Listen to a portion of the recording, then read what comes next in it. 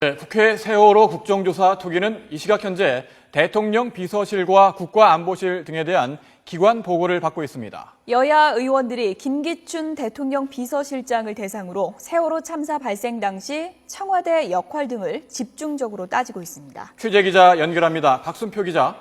네, 국회에 나와 있습니다. 세월호 국정조사 기관 보고 가운데 가장 관심을 끄는 일정이 바로 청와대 기관 보고인데 어떻게 진행이 되고 있습니까? 네, 앞서 말씀하신 것처럼 세월호 국조특위는 오늘 대통령 비서실과 국가안보실, 총리실, 국정원 등을 대상으로 국정조사를 진행하고 있습니다. 오전에는 국정원에 대한 기관 보고가 비공개로 진행이 됐고 지금은 청와대 비서실과 국가안보실, 총리실 등을 대상으로 기관 보고가 이루어지고 있습니다. 기관 보고에는 김기춘 대통령 비서실장과 국가안보실 김기현 제1차장, 김동영 국무조정실장 등이 참석을 했습니다. 여야 의원들은 김기춘 실장 등을 상대로 세월호 당시 청와대의 역할과 사고 수습 방안 등에 대한 질문을 이어가고 있습니다.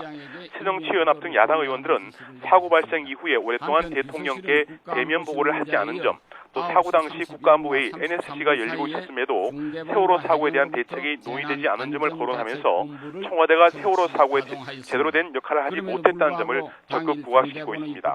하지만 김기춘 실장 등은 즉각적으로 서명과 전화 보고를 통해 대통령께 상황이 전달되고 조치가 이루어졌다고 해명하고 있습니다. 청와대 등에 대한 기관 보고는 지금까지 해양수산부와 해양경찰청을 비롯한 정부 부처에 대한 보고가 이루어진 뒤에 이루어지기 때문에 새로운 쟁점은 없는 상태입니다. 때문에 당초 예상과 달리 비교적 차분하게 국정조사가 진행이 되고 있습니다.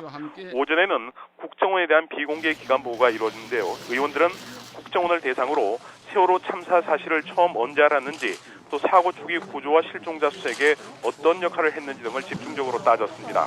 국정원의 기관 보고 내용에 대해 조원진 특위 새누리당 간사는 사고 초기 국정원은 테러나 대공 용의점 등을 판단을 하고 사고 수습 지원과 제도적 보완 방안을 청와대에 보고했다고 설명을 했습니다.